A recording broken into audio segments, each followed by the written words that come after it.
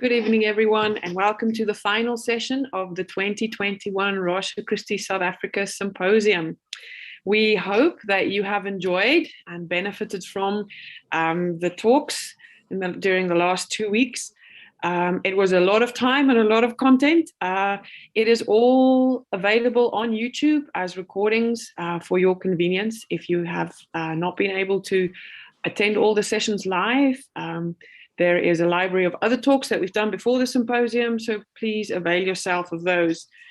Thank you very much to our speakers, all of whom participated in sharing their knowledge with us. Gosh, we have been so blessed with just wonderful speakers from all over the world, and we are very grateful. So if this is the first time you're joining us for one of the symposium talks, you're also very welcome tonight.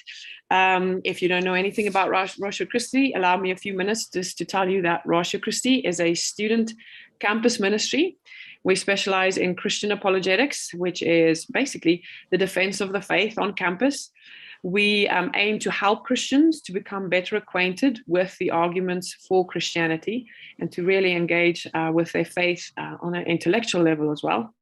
And we also try and create a platform for healthy and open discussion with non-believers. So currently, Ratio Christi South Africa has 5 chapters. You can find more information about those and the people involved there on our website. You can also avail yourself of some articles and some free ebooks on the website.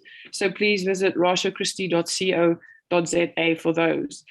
As we are a student ministry, we are dependent on donations to continue the work that we do. So if you feel so inclined, please click on the donations tab on the website and support us if you can. So tonight, we end the symposium at the place where we all started as we discuss the sanctity of life, where we all began. So it is my absolute pleasure to introduce tonight a good friend and a fellow Ratio Christi full-time missionary, Melissa Pellew. Melissa and her husband, Devin, are the chapter directors for the Ratio Christi chapter at Winthrop University and York Technical College in Rock Hill, South Carolina. So 2 campuses that they cover there, where they're working hard to equip the college students to defend the Christian faith. They are also very active in pro-life ministry, have been ever since I've known them. They started in that in 2006 in various capacities, from sidewalk counseling to at abortion clinics, mentoring expectant mothers and fathers, speaking on pro-life apologetics, and conducting trainings at churches, conferences, and youth groups. Melissa and Devin are also parents to beautiful Eliana, who is 7 years old, I think now. That's hard to believe. Actually, she just turned 8, so I need to update that. So welcome to you, Melissa. We are so glad that you joined us all the way from South Carolina, and COVID has its downsides, but gosh, it's a blessing to have these interactions and to have you in my lounge. I know, we have been friends for so long, so many years, and just doing the apologetics evangelism together and doing Ratio Christi together, and it's just been really neat to see what you and Simon are doing in South Africa from when you were in the States, and just see Ratio Christi grow as it has. So I'm super excited, all the way from South Africa. Yes, you're in the deep south. You're now in the deep here. south. Yeah. So welcome. We're looking forward to your presentation. Yes, thank you. You can go ahead and share your screen, and we'll give you the stage. And then we will be taking questions towards the end. So if you have any questions that you'd like to ask, please post them in the chat box on the side, and they will be relayed to us, and we'll deal with as many of them as we have time for. So thanks again, Melissa. It's all yours. Awesome. Take it away. Okay, well, let me get this started here. Sorry about that here. Let's see. Okay. I'm really excited about this. When Simon asked me to be a part of this, I was just amazed at just being a part of what you guys are doing here. Let me see here. I don't know why my screen is not cooperating with me to do a full screen. But let's see. I'm hitting the slideshow, and let's start from the beginning. Okay, I'm not sure why it's doing that. So, okay.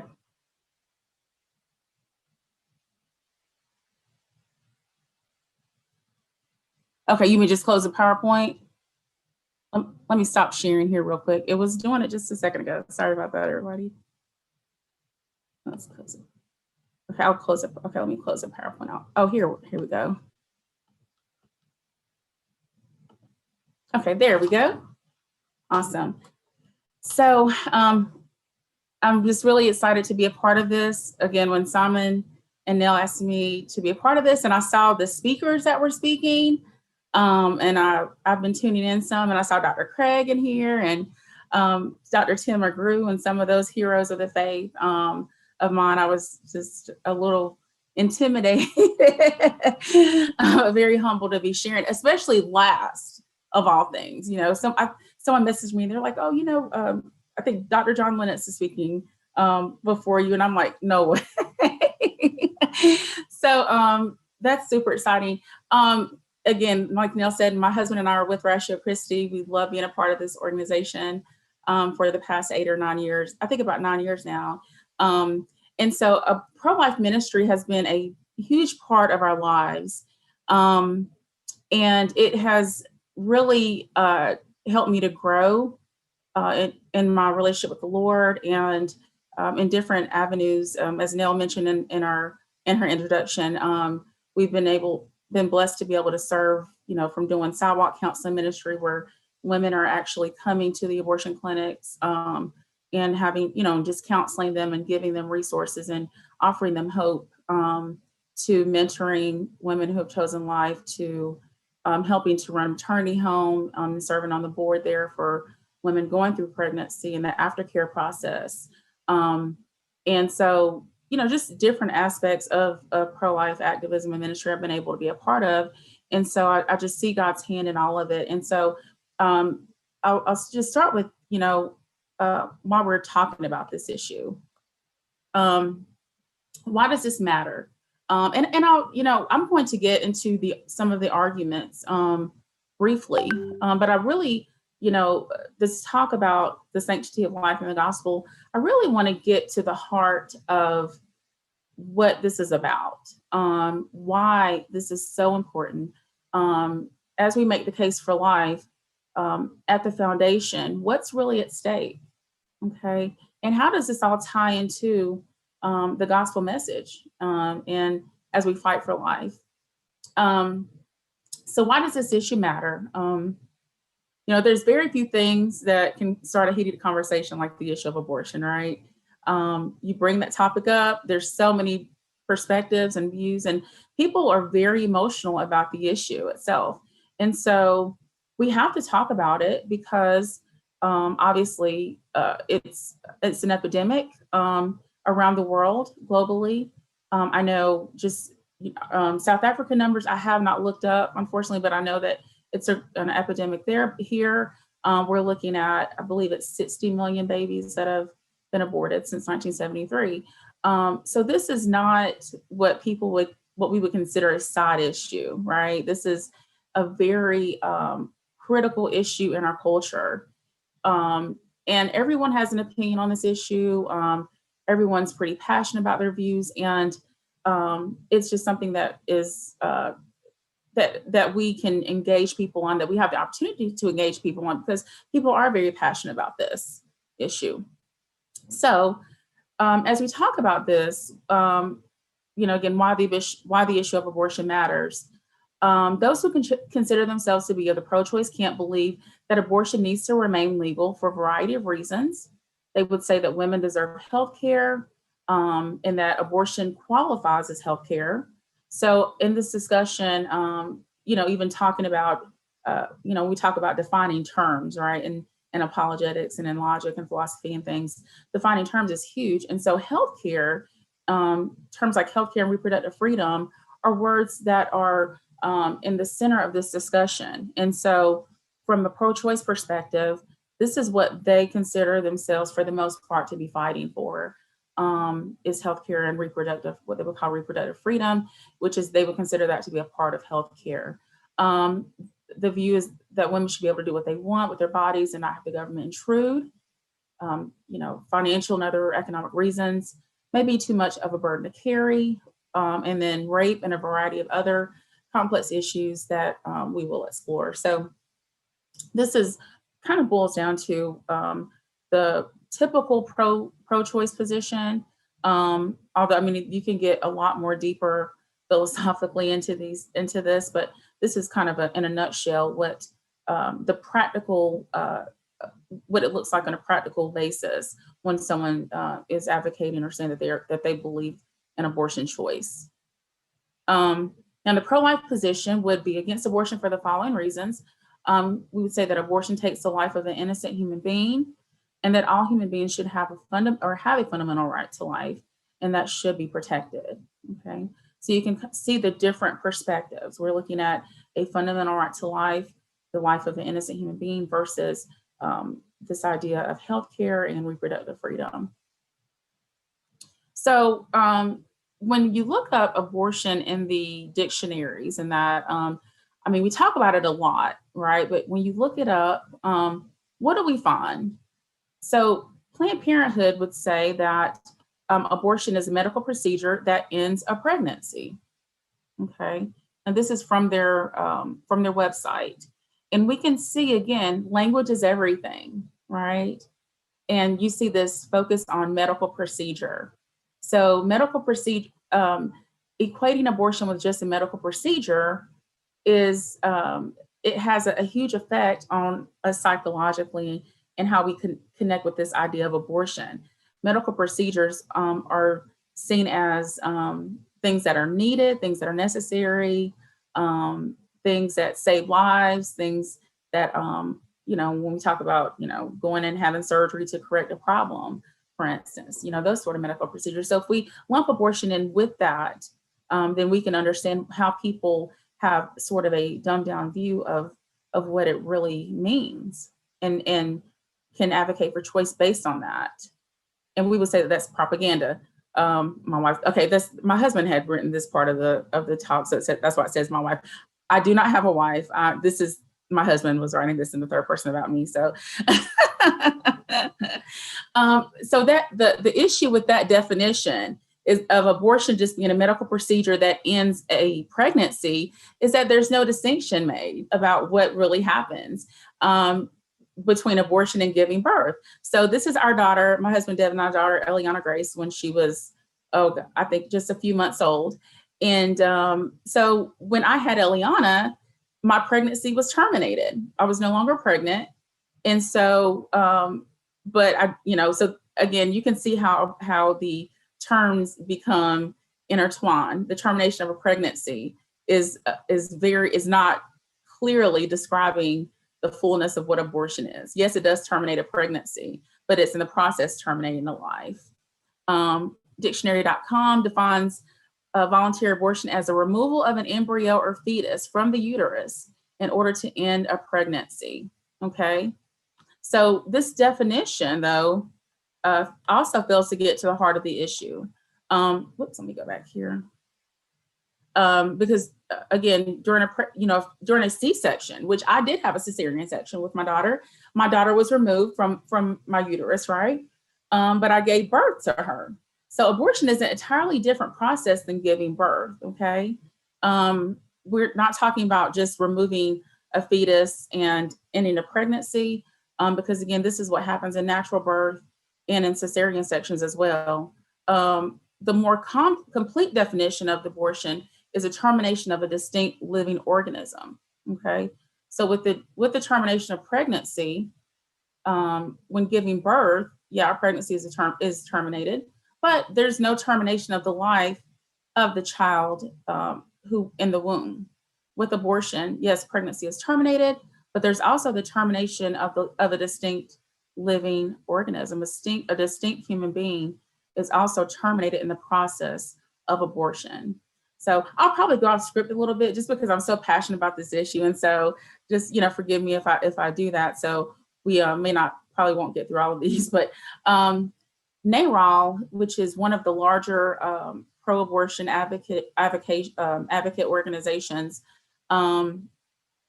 they say that you're pro-choice if you believe that reproductive health care decisions should be made by women, not politicians, and if you support the Supreme Court decision of Roe versus Wade and oppose any attempts to overturn or abridge it through judicial or legislative action. Okay, so this becomes an issue because when people say, I'm for choice, but I'm really not for, like, I'm not in favor of abortion. I'm in favor of people just having a choice to abort. Well, technically, if you are pro-choice, then there is a distinct position that these decisions should remain legal, that abortion should remain legal without any sort of legal interference from the court system. And so there's not this blurry line there. If you are in favor of people having a choice to abort, even though you may personally say that you would not, or that you personally wouldn't advise someone to do it, if you are by definition pro-choice, then there comes with it the belief that Roe versus Wade should remain legal in America, and that it shouldn't be overturned. Whereas a pro-life position would totally advocate that Roe versus Wade should be overturned,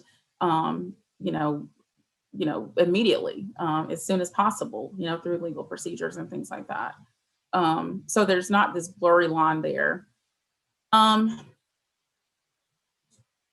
Let's see, we will go through. When we talk about elective abortion is a very, when we're talking terms, therapeutic abortions are medically necessary when the life of the mother is threatened, which is less than 1%, okay, of what we would call abortions. But even technically, we're not dealing with what we consider elective abortions, which are a woman's choice, okay? So we're not dealing with health or medical issues here. We are dealing, when we're talking about the advocating for the end of abortion, we're obviously, talking about elective abortion. Now, people will try to use those medically necessary conditions to advocate for abortion as a smokescreen. I often will say, well, what if we, let's say we said, okay, those medically necessary abortions, we put those on the table. What about the other 99% of abortions? And then that kind of gives a fairer perspective of if they are still in favor of abortion or if they're just using these cases or these exceptions, so to speak, as justification. Being pro-life, I'm very passionate about the church understanding what it means to be pro-life, because the term is used so very much, and yet I don't know if we understand it. It many times it's used as in a political campaign, but what does it mean for us to be pro-life? Okay, to be pro-life, it means that we put our reputations and our lives on the line to protect and defend the lives of others.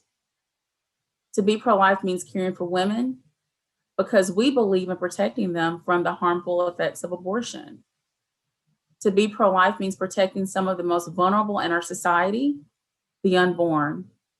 To really be pro-life means we don't accept the narrative that says we must choose between being pro-life and supporting a specific political agenda. This is from Live Action News. So being pro-life is a way of viewing the abortion laws. We view the abortion laws as wrong because we believe that life is precious and sacred, and should not be taken unjustly. And it means that, we may face persecution, what have you, but that we put the lives of the unborn, that we do what we can to protect the lives of the unborn. And that looks different in all of our lives in terms of what we may do. But it's being pro-life is not just a theory. It's actually believing that the unborn are worthy of being saved and living our lives in such a way. So we talk about, the unborn, and what are they? Are they just a blob of cells? Are they just tissue? What are they? Are they just clumps of cells? Abortion, this is a quote from Christine Kozlnicki. Abortion is an emotionally complex issue stacked with distressing circumstances that elicit our sympathy and compassion, but abortion is not morally complex. If the preborn are not human beings equally worthy of our compassion and support, no justification for abortion is required. Women should maintain full autonomy over their bodies and make their own decisions about their pregnancies. However, if the preborn are human beings, no justification for abortion is morally adequate. So, if the preborn are human beings, right, then this makes this not a morally complex issue, though again, it may be emotionally complex because of certain circumstances that a woman may have in their lives. If the preborn are human beings, they're part of the human race. And so that's why we will fight for the life of the preborn. And again, Christine is a atheist. So Christine is not, she founded, I think it was Humanists for Life. So this is not even a Christian perspective, from a Christian perspective. So we are going to attempt to get some of these. We'll see what we get, how far we get. And then I just want to kind of share some personal thoughts too. So how do we establish a case for life? What I'm doing isn't anything, revolutionary or that many other pro-life apologists have not explained or shared. I've put together quite a few different, just a lot of different sources and to put these points together. So there are many who describe the pro-life position as being anti-choice. So we can be in favor of choice as it relates to, how you want to live, where you want to go to, to a doctor, where, what you want to eat, these sort of things. We're not against choice, but there are some choices that are wrong and harmful. Murder, rape, child abuse. These are choices that should not be legally permissible. Okay. So while obviously humans have free will, there are some choices that should be discouraged and that should be illegal. And that should just not be things that we should make unthinkable and that culture should embrace as horrendous things and evil. So the pro-life position is that abortion takes the life of an innocent human being is not a viable choice, just as rape and child abuse, et cetera, are choices that should never be an option. Neither should abortion be a viable option. So again, this question of when does life begin, and pro-life advocates argue that life begins at conception, and so therefore abortion is terminating a distinct human organism because the life is already life has begun. And just from a medical perspective, we look to science, embryology, to answer these questions. A male sperm, a female egg unite, a new distinct human organism begins to exist. This is a new distinct organism that previously did not exist, okay, and that has its own distinct DNA, its own distinct characteristics, its own distinct eye color, hair color, its own gender, and it has these are things that are present at the moment of conception and that do not change. These are things that just develop over time in a person, but who you are at the point of conception is exactly who you are at this moment. And this is Dr. Keith Moore, just Developing Human, a quote from medical textbook.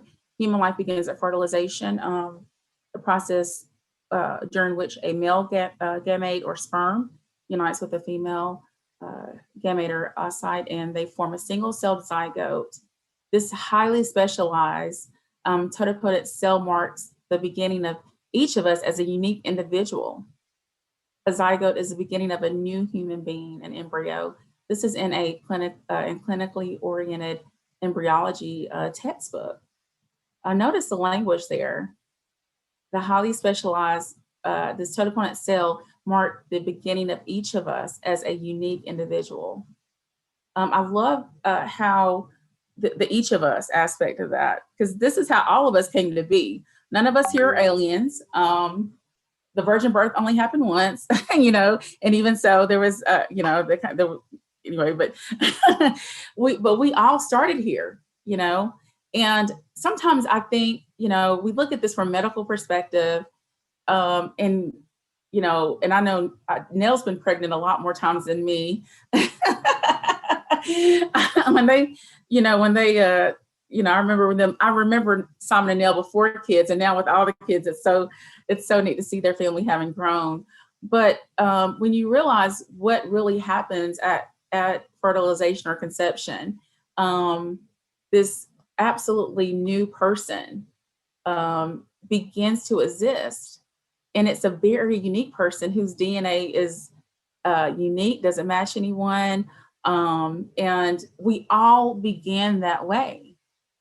This is a neat thing about it, is that this is something that applies to all of us personally, you know, something that none of us had any participation in, no choice in, but we all came into the world this way.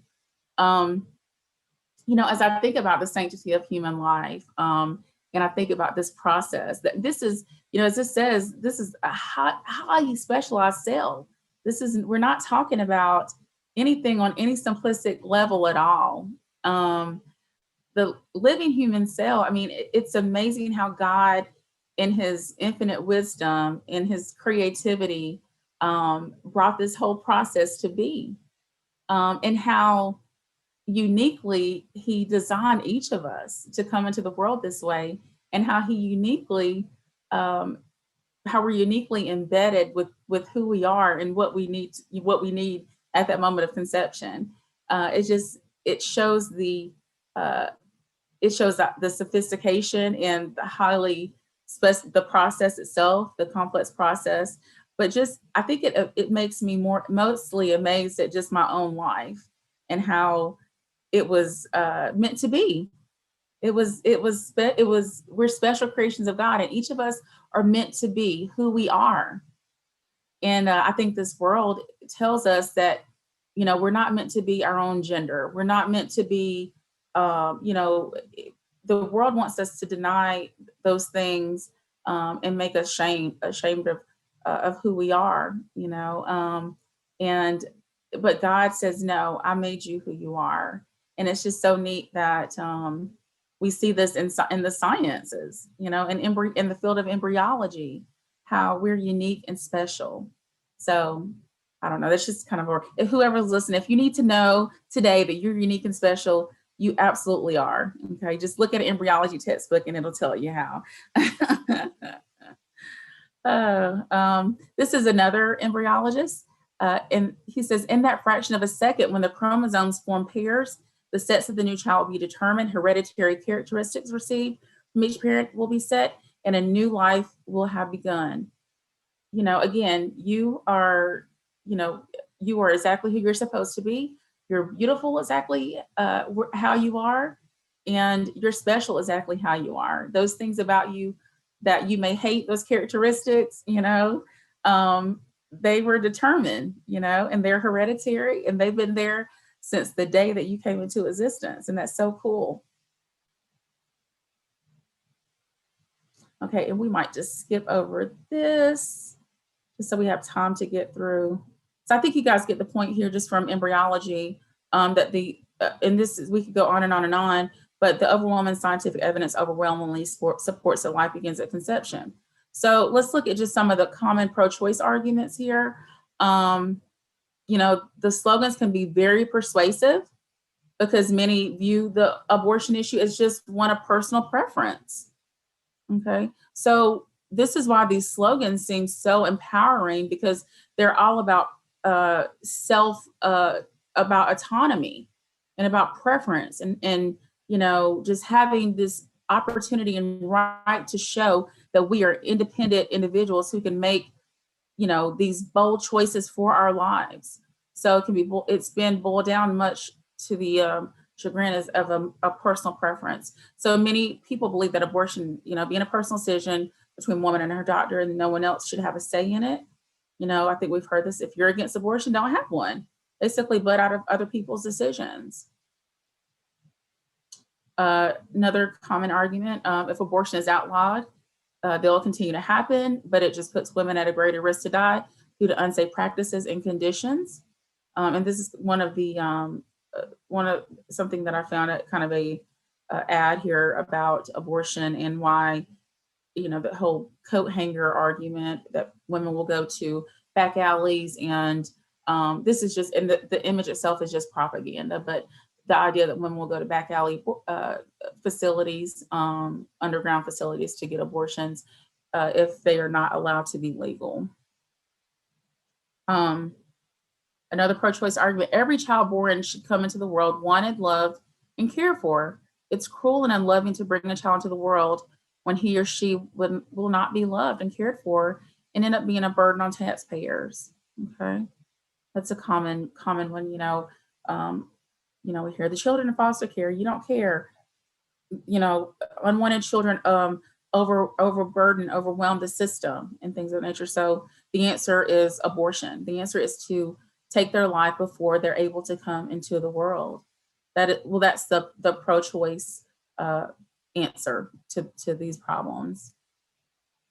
A woman's body belongs to herself, and she should be free to do what she deems necessary for her body and overall health in any situation. The government should not step in and try to force the woman to give birth when she doesn't want to. Okay, my body, my experience, my sexuality, my choice. I think we have heard and seen that quite a bit.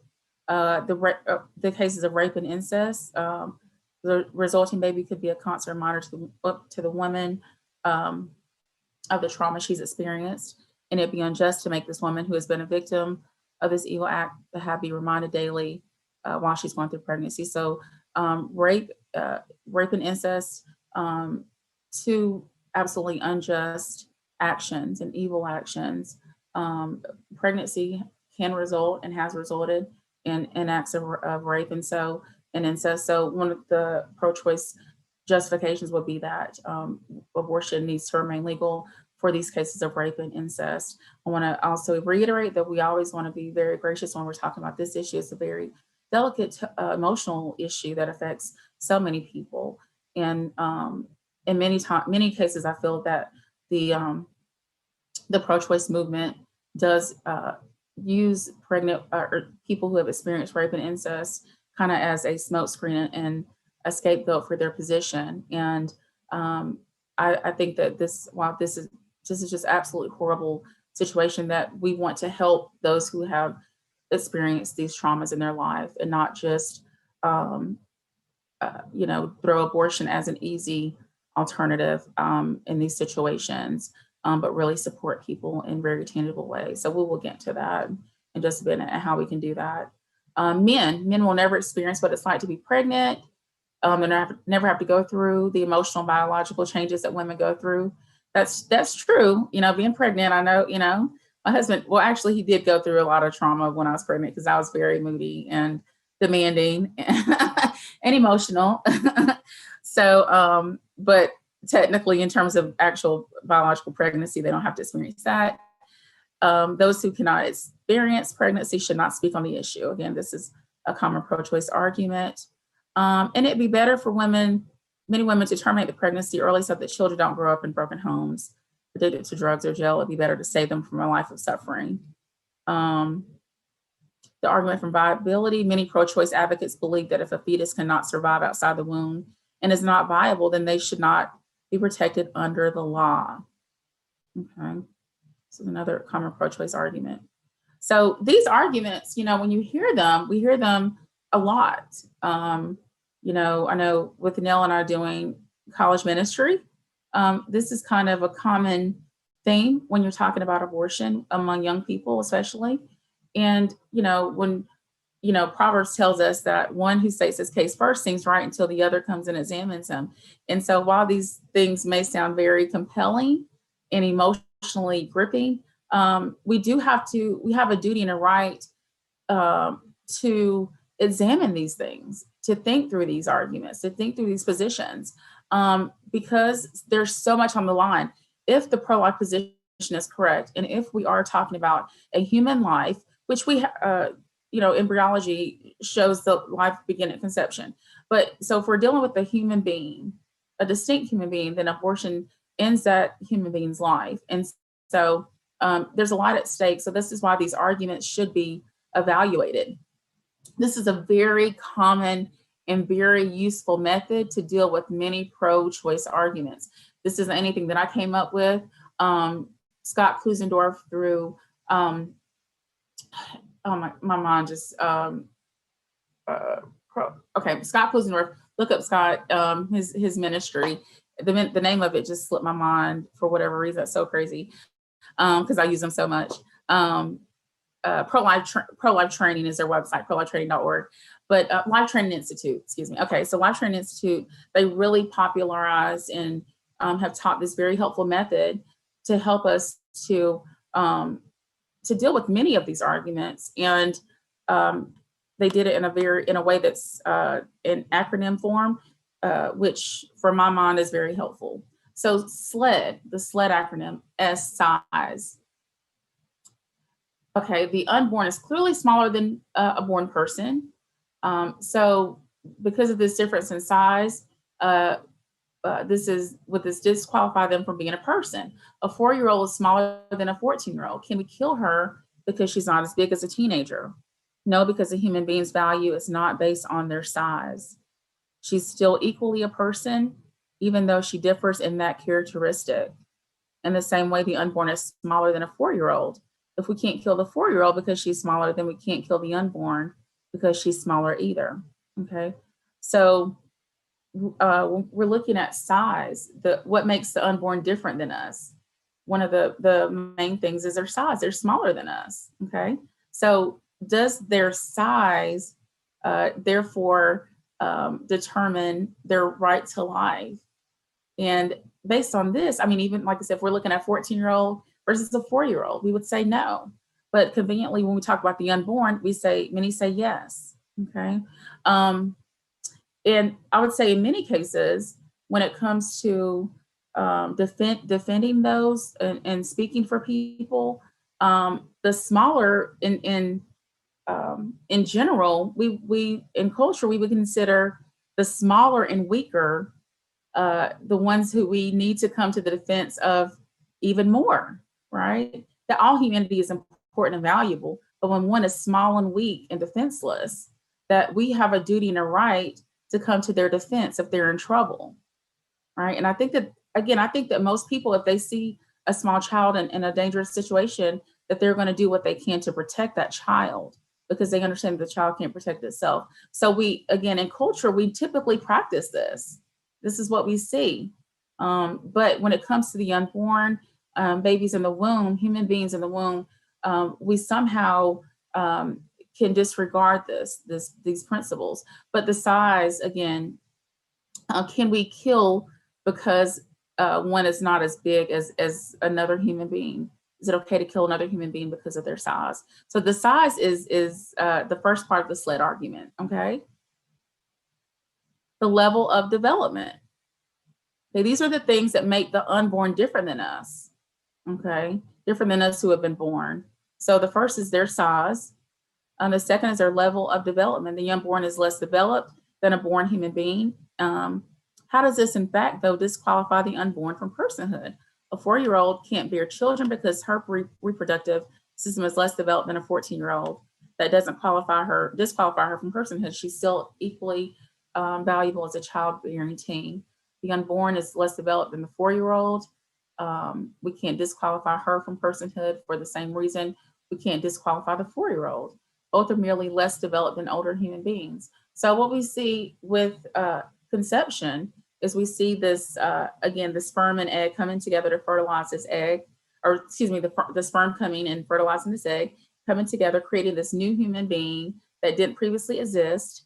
And basically what happens from that point is just a developmental process, you know, zygote, embryo, fetus, baby, infant, okay, newborn, infant, toddler.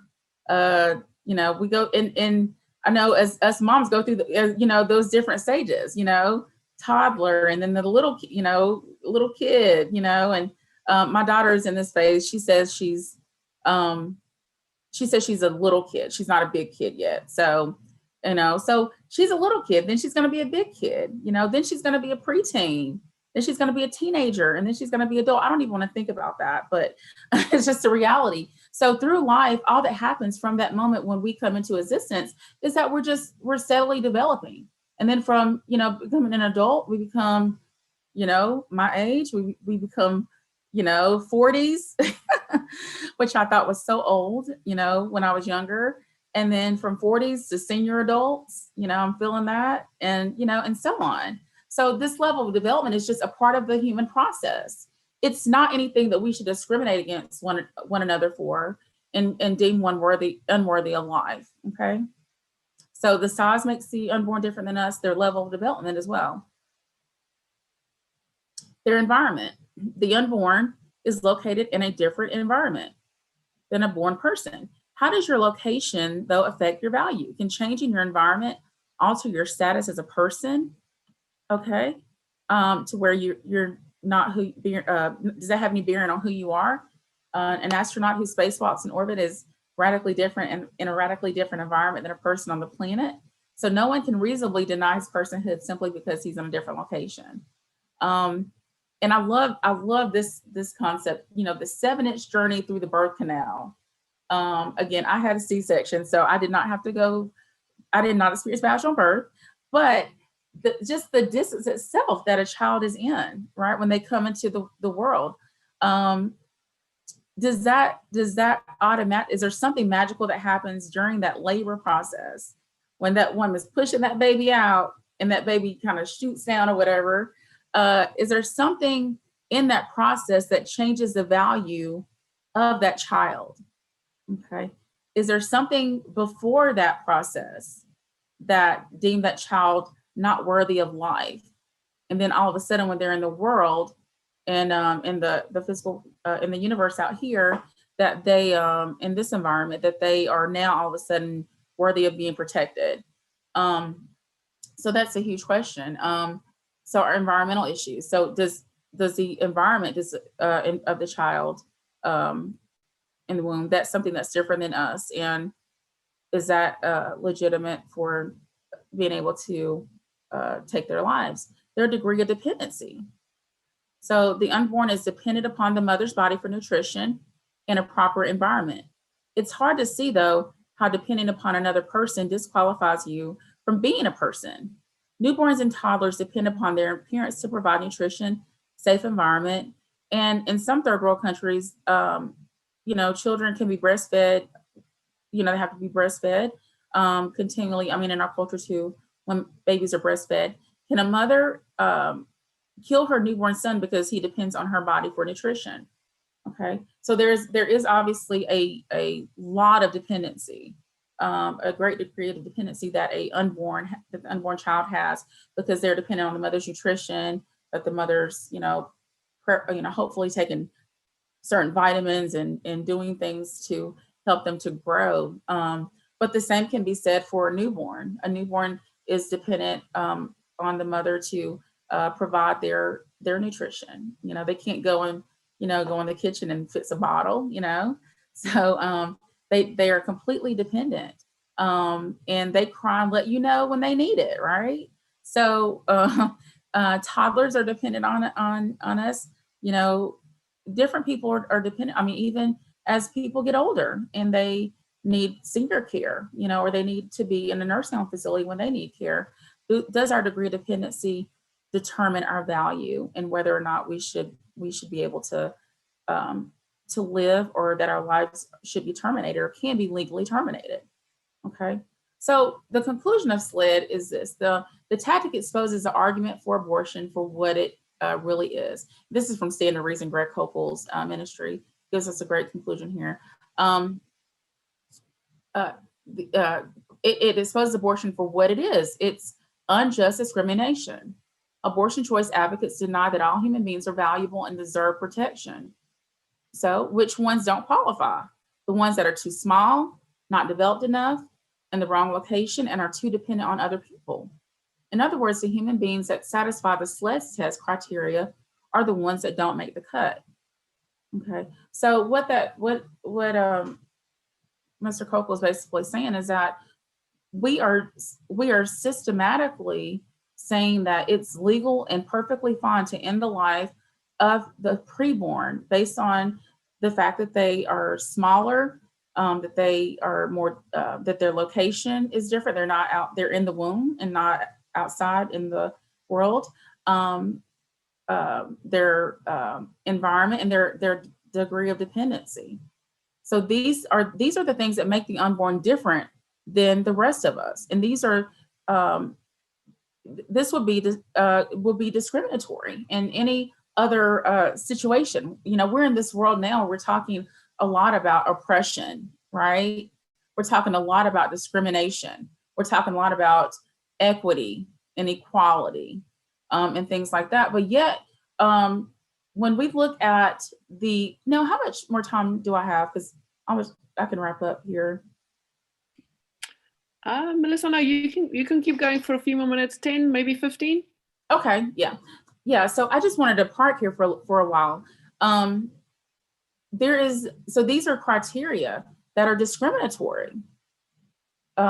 Based on these 4 criteria, we're saying it's perfectly legal and okay to take the life of the unborn, that they are less valuable and that they don't deserve protection, simply because of their size and location, environment, and degree of dependency. Okay.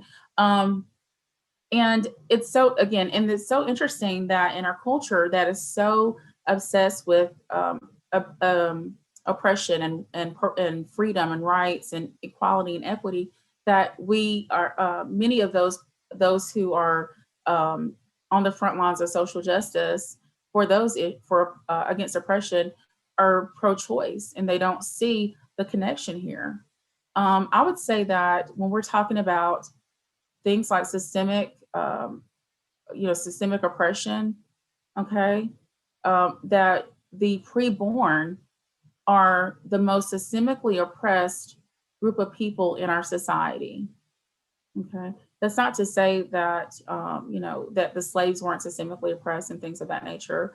It's not to say that because I know that's one of the major issues here as we're dealing with race and slavery and things like that. I'm not saying there's not genuine oppression in the world, and genuine racism in the world and genuine hate in the world. But what I'm saying is that the preborn are, again, they are the perfect case for systemic oppression when we look at it, because of they're literally being their lives are being taken simply because they don't fit the cut, and that they're not deemed worthy because they are more dependent, and because they are smaller, and because they do depend on their mothers for their subsistence and for their survival. And so, when I think about this issue, I'm thinking as, even as a Black woman whose family went through, my mother, for instance, her first 2 years of schooling here in South Carolina, my mother went to segregated school. She was not allowed to go to school with white children. And it was because, Black people were considered less human, less equal, and things of that nature. And so when I think about, I think about that fight, the fight for the abolitionist fight to free slavery, to end slavery. I think about the civil rights movement to end Jim Crow laws. Okay, so we went through all of this as a society, only just a few years after the Civil Rights Act was signed into law, to end Jim Crow and to end separate but equal facilities for Black people in this country, that we literally just a few years later legalized abortion, okay, which basically discriminates against the most vulnerable among us, the weakest and the most vulnerable among us. And so it's just interesting to me how societies work this way, and how justice can be so perverted, and how we can't see some of these contradictions right before us. Just when we talk about oppression, and it's, I think that the ultimate act of oppression is a mother, again, being able to make the choice to end the life of her child legally. Okay, and that is someone of power. That is the mother who has the power, right? And has the power to either carry this baby or to end their life. And they can, for any reason, on any day of the week, walk into an abortion clinic in any city in America and end that child's life and walk out with no repercussions and go home and live their life as normal. So these are signs of oppression. This is oppression personified right before our eyes on a daily basis. The abortion worldview basically pits mothers against their children. It pits those of us who have voices. It pits us against the most vulnerable and weak among us. It says that because you are weak, that you don't matter. Because you are small, you don't matter. Okay, even though you're part of the human race, your life does not matter. Okay, your life can be ended for a few $100s. Okay, it's a very a sad place for us to be. And as I talk about this talk and the sanctity of life and how important and special and distinct human life is, we bring it back to Genesis, to God who created us in his image and in his likeness. Why? Because the creator of life, he doesn't make mistakes. Life is not a mistake. We are here sovereignly and divinely, and each life is, regardless of the circumstances through which they came into this world, regardless of the financial status of his or her parents, regardless of what the relationship that our parents may be in that might be unhealthy. Okay, regardless of those situations, the life itself is valuable and is wanted. Okay, and it's a purposeful process through which conception happens. It's not an accidental thing. Okay, and so life matters, and we have the image of God on each person. And this is not just people who are outside the womb. These are people who are inside the womb. Psalm 119 talks about God forming our inward parts. He talks about he forms our substance. And this is just a neat picture that God gives us inside the womb of how that whole, we talk about that development process. God is actively involved in that development process. He's forming us. He's knitting us together in our mother's womb. This is not a side issue. This is an important act, conception and the development of children in the womb.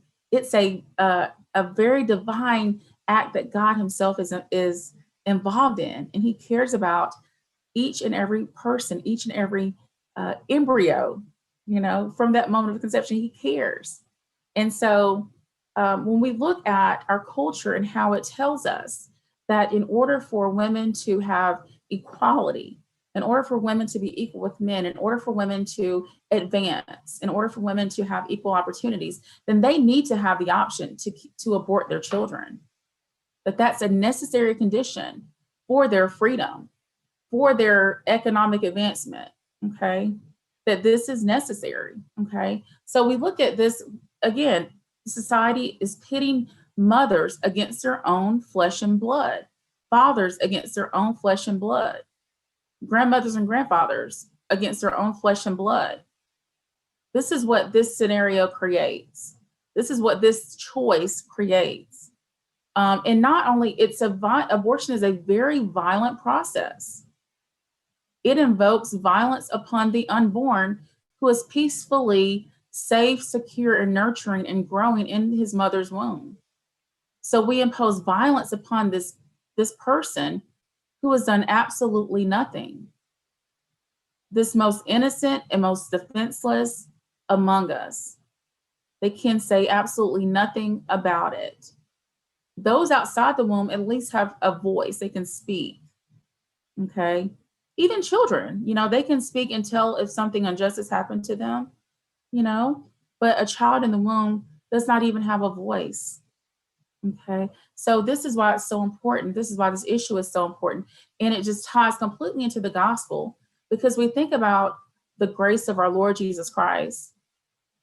And we think about just how helpless and defenseless that we are, and how lost in our sins that we are, and that God in his grace and mercy, he died on the cross for us in our sinful state when we were helpless and lost in our sin. And we should extend grace to others based on what has been done for us, because we didn't deserve it. These children in the womb did not deserve anything to deserve death. And so we should, it's the grace of our Lord, who became the least of these and a servant. Okay. We should exhibit that same compassion, love, and servant heart to the unborn and advocate for them, because they cannot do it for themselves. And so there's so many implications that we look at when we look at the reality of abortion and what it does to our culture, what it does to us as people, how it, even instances of child abuse has been on the rise since abortion became legal. Again, when you separate women from their children in this way and tell them that the child's life is indispensable, that it's a legal option to end this child's life, then you create all sorts of scenarios where between the relationship between a mother and a child, and this lack of connection. So there's so many implications. But our Lord Jesus Christ, he cares about the weak, and he cares about those who can't speak for themselves, and he tells us to speak for them. Again, through his grace, he has saved us, and through his grace, we are here, and we survived. Those of us who were born after 1973, we survived the abortion epidemic. So we are survivors of abortion in a sense, because our parents decided for us to live. We had no choice in that, but others don't have that same, they haven't had that same privilege. So I would say that by virtue of having the life that we have and being graced with the life that we have, that we do help and speak up for those who are being marginalized and whose lives are being cut very short in the womb. These human beings are not potential life, but they are humans who have potential, and they're worthy of life. They are worthy of our protection. And so that's pretty much all that I have I didn't really get to break down a lot of the arguments, but just because I thought of time and I wanted to really kind of stress some of these things at the end. But I do have the whole PowerPoint that I can make available. So that's great. Thank you, Melissa. Yes, maybe sort of first question for me, if you could recommend one book that would sort of tackle head on some of these arguments that we maybe didn't address one after the other, sort of in full detail tonight. Which one would you suggest? I would say Scott Klusendorf, Case for Life, is a great little resource, and he just hits everything pretty much nail on the head. I mean, obviously, if you're dealing with philosophers of who are coming at this from other angles and dealing with personhood, I would look to someone like Francis Beckwith. He has some great works. They escape me off the top of my head, the names of them, but those are two that I would think of for those scenarios. Okay, thank you. Right, so we have a couple of questions coming in. Let me just get hold of them. I have a few of my own, but we'll Sure. sort of ask the ones from YouTube first. So, isn't abortion a necessary measure in a world where we face overpopulation? Well, yeah, overpopulation is, that's been shown that that's not the case when we look at the world itself. So that's something to look into. I mean, that's assuming that the world is overpopulated. Are there a lot of people in the world who are in situations like in third world countries or poor people who, who are, they have less chances, less opportunity, things of that nature? Yes, that does happen. But this happens because of many times governments, choices of adults and things of that nature. So I would say that we solve these problems through other means. We solve these problems head on, when where there's injustices, where there's lack of resources, where children are hungry, starving, things of that nature, that we look to other sources and other solutions. Killing our children is not an answer. It's not a humane answer. When we looked at SLED, and we talked about the size, the level of dependency, or the location, the environment, and level of dependency, when we look at Dr. Scott Kusendorf always says, when we look at these things and we establish the humanity of the unborn and the life begins at conception, the appropriate question is, it's okay to kill an innocent human being when blank. So we say, okay, it's okay to kill an innocent human being if we perceive that the world is, there's too many people, or there's an area that's too populated, or there are not enough resources. No, killing a human being, in most cases, we wouldn't advocate for killing a human being. So that is not the appropriate answer if we're being humane. And as human beings, I think that we have compassion on other human beings. So there's other ways to answer, systemic problems that exist in the world and oppressive problems and things of that nature than killing human beings. Okay, good. Thank you. What about some criteria which places the personhood of the fetus the moment it feels pain? Feeling pain denotes consciousness. Before that stage, wouldn't it be justified to terminate the fetus? Well, there are people who are in altered states of consciousness, like or people who might be in comas, for instance, who don't react to stimuli, don't react to pain, things of that nature. But that doesn't, therefore, negate their humanity or exempt them from being a part of the human race and worthy of protection. So those are subjective criteria that we place. It doesn't say anything about the humanity itself, intrinsically, of the fetus, of the child in the womb. Okay. Could you say something about the influence of someone like Margaret Sanger? Absolutely. Margaret Sanger, the founder of Planned Parenthood, which is the largest abortion provider in America, she founded the organization, and her first clinic was in Harlem in New York area. And much of Margaret Sanger's work and her advocacy had to do with this idea of only bringing children into the world in desired conditions, okay, and only bringing children into the world who would not be a burden on society. And this even included, minorities. This included those with birth defects, things of that nature. And there's actual quotes that I have later in this talk that she talks about, just basically eliminating these populations because they are waste and they depend on others. And so with Planned Parenthood, she went into that was kind of the foundation of Planned Parenthood. And so there's so much about Margaret Sanger that I could say, but her philosophy was very much influenced by the eugenics movement.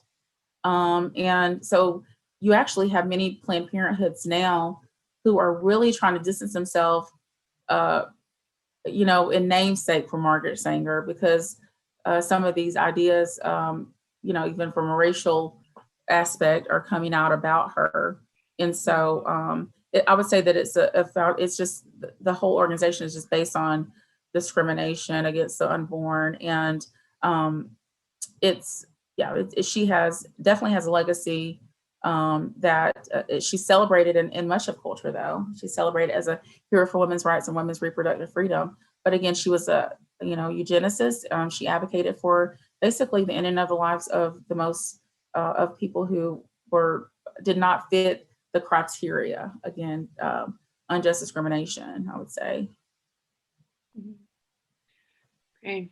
To what extent has modern feminism, paired with the influence of the sexual revolution, advanced the cause of abortion?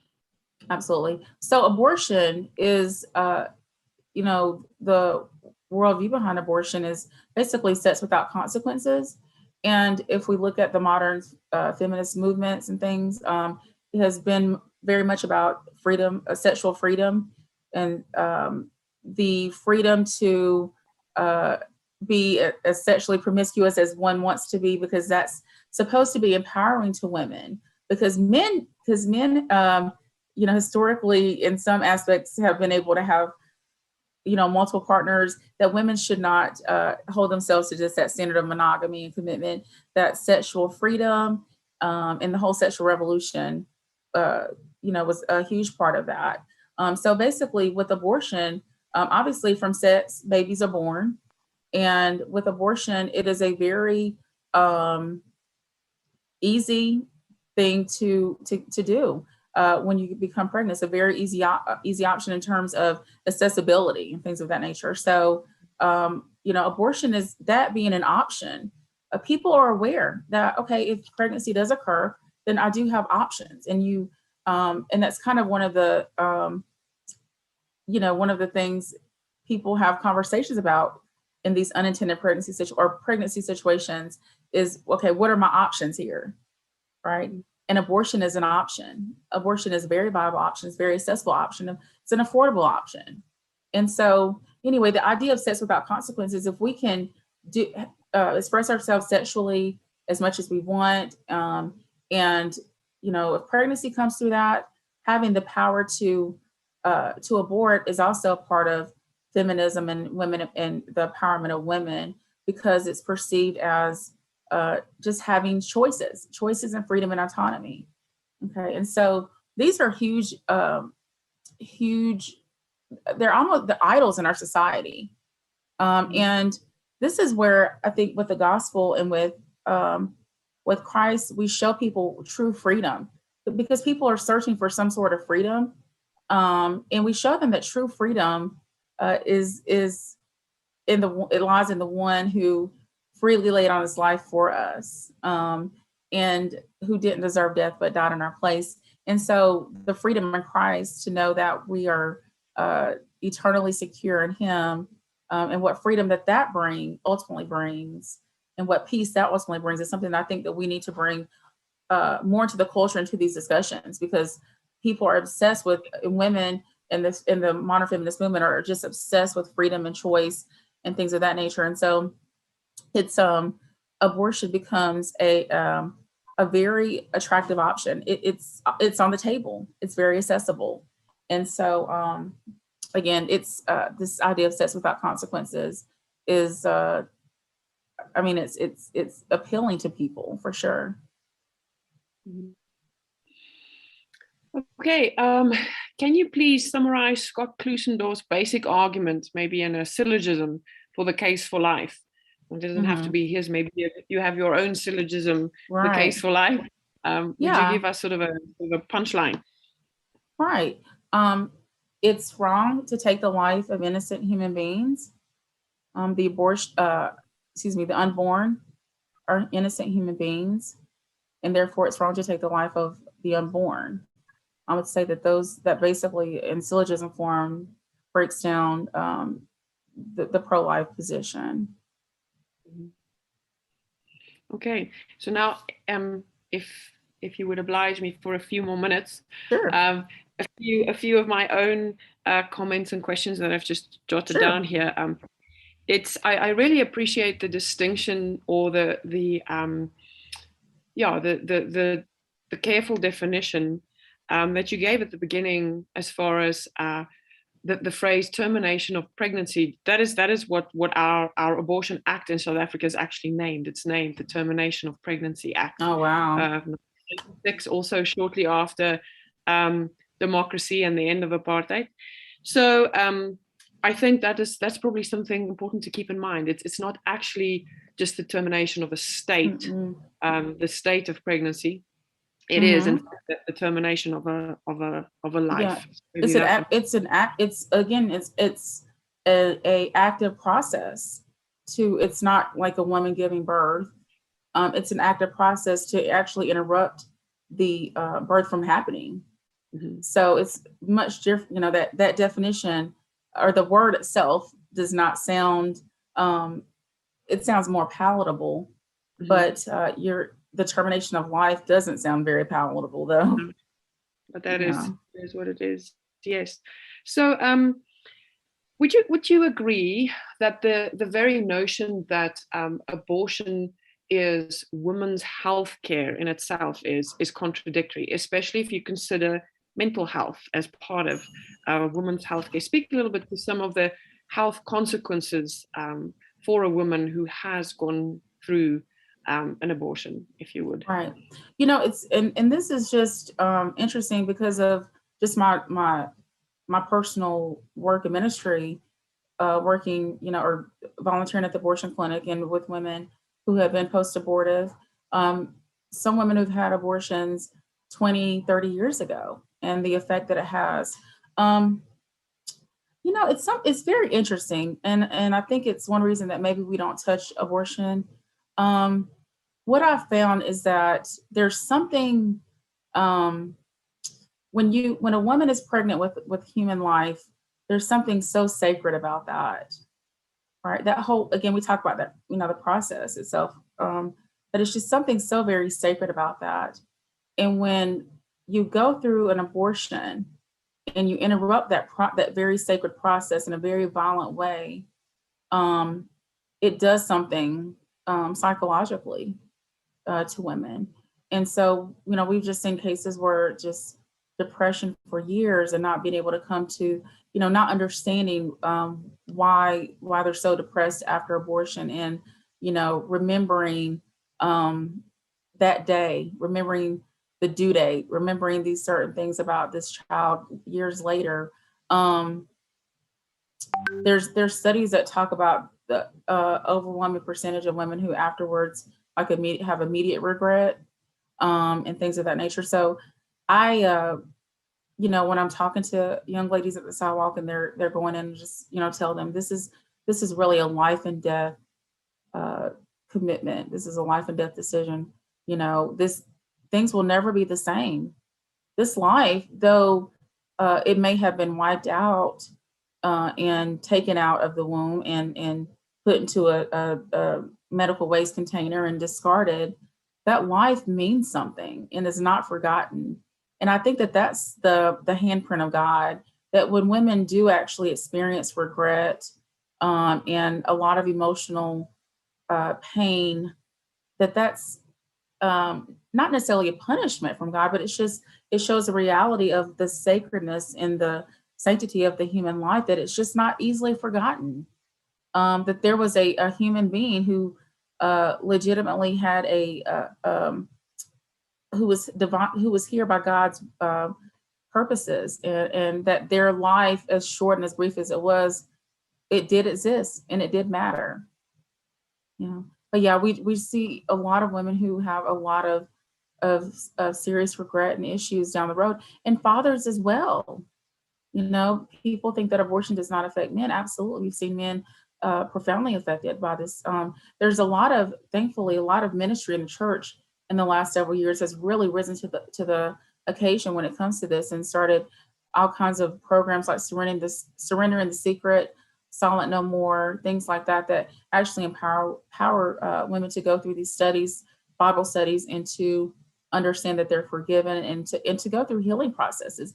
And interestingly enough, much of the healing process when they go through is grief, and many times naming their child and properly grieving their child. When I think about that, I just want to cry, because, but that's full circle. And I think that's God, God wants them to acknowledge that child's life existed, even though it ended in a violent way like it did. Obviously, there's grace and forgiveness in Jesus, but that child's life did matter. And so I think it's a neat thing when they're taken through that process to name, grieve their child, and to come to terms with that child being gone, but to know that God has a purpose, and He uses that. And we've seen so many, and I know we on the sidewalk, we've seen women with the silent no more signs and say, I regret my abortion, because they're trying to help women who are going into the clinic to understand that years later, that they still regret their abortion. They are not, though they know they've been forgiven in Jesus, they do regret taking the life of their child. I read recently through the policy document, which goes along with our Termination of Pregnancy Act. So this is sort of the legal document for how it should be applied in the healthcare institutions. And there was a small paragraph which I thought was so telling, that actually required of healthcare providers to provide counseling facilities for healthcare personnel who have to perform the procedures. I thought that was really. Have you had interaction with people who have been part of, let's call it, the abortion industry, and talk a little bit about the effects of that on medical care workers? That's very interesting that they're requiring that. I mean, there's so many things when you look at the abortion industry that are so blatant, that show that this should not be. But yeah, we've had the opportunity to know people who have come out of the abortion industry, and to be a part of helping them transition out of that line of work into other lines of work. And many times that is just because they just realize that this is so immoral. It's so, it internally is, it internally affects them in many ways. And there's a realization that it's, that they can't continue to do that sort of work. And so actually, I would say, even with our local clinics, most of the workers that are like involved are more like of your lower wage earners who are just trying to make a living in healthcare, and they get caught up in this abortion industry, because it's interesting, the whole industry itself. And so helping them to find other employment has been a part of what we've done as well. So, but yeah, psychologically, there's a huge weight that comes with that, with the realization of what's going on. There's, and I know Nell here in Charlotte at our Preferred Women's Health Center, when you and Simon have been at the sidewalk there with us at the abortion clinic. I mean, there's just a huge, just being on the outside on the sidewalk, there's just this huge dark feeling and presence, and it's like, that there's death happening. And so imagine being in the middle of that all day, every day. I know Abby Johnson, her movie Unplanned, or her book Unplanned, and then which turned into a movie, she talks about coming out of Planned Parenthood organization. She was a manager at an abortion facility at Planned Parenthood. And so Carol Everett came out of the abortion industry, and she talks much about the regret over the years that she has experienced. I mean, she's come to Christ in that, and you'll see that many times these abortionists and abortion workers that come out, they become believers, and they they come to understand, because they know internally, they know there's something wrong with what's going on. And then they come to realize, oh, this is sin. Okay. And then they come to realize the reality of sin. And, can you imagine like someone like Carol Everett, who ran a abortion facility for all those years, just knowing, it says a lot about the Lord, being a part of an industry where she was a part of the deaths of thousands of babies, Abby Johnson saying, being a part of their deaths, their violent deaths, and how the grace of the Lord Jesus Christ is just sufficient to cover any and everything that we've ever done. And it points to how good he is and how gracious he is. And so though our sin separates us from him, he stands in the gap to bridge our pay for our sin and to bridge that gap. And so it's just, I think it points to the grace of God. But yeah, for those who are in it, it's, I can't imagine, there was, I read Dr. Nathanson, he would say that, you just have to remind yourself, this isn't a baby, like in their minds, even though they know, but just kind of tell themselves that as a comfort, Obviously, there are those who are very flippant and who are very invested in abortion, many for financial reasons, and it's just a way of life for them. And so the abortion industry is very lucrative. And so it's a high demand practice, unfortunately. And so you do have those who their heart, just like the scripture says, how the heart can be hardened. And so we pray all the more for them. Thank you, Melissa. If you'd allow me 30 seconds to do a shameless plug for the Ratio Christi South Africa website. There is an article by our good friend Mike Willenborg, where he addresses this "my body, my right" argument. So please go and look that up. And towards the end, in the footnotes, the last footnote, he references a short essay by Alexander Proust on the idea of identity and just these degrees of the level of development. I thought it had quite a catchy title here. I once was a fetus. That is why abortion is wrong. So I like that. We all are former fetuses. Like, this whole clump of cells, and like we're all clumps of cells. These are just terms and slogans that are used to help to dehumanize the unborn and to get our minds off of what's really happening, Yeah, so thank you very much, Melissa. We really appreciate your time. We appreciate the work that you do. We pray for you and Devon, and also for the pro-life work in America. Would you please pray for us? Would you pray for the church in South Africa that we would awaken from, I think, a little bit of a slumber as far as this issue is concerned, that the Lord would really quicken our conscience about this, and that we would join the fight for the life of these most vulnerable. So thank you all for joining us tonight. Yes. And we will continue with Ratio Christi live streams here in the future. Keep an eye out for emails and Facebook advertisements about those. But for now, this is the end of the symposium. We thank you and we wish you good night.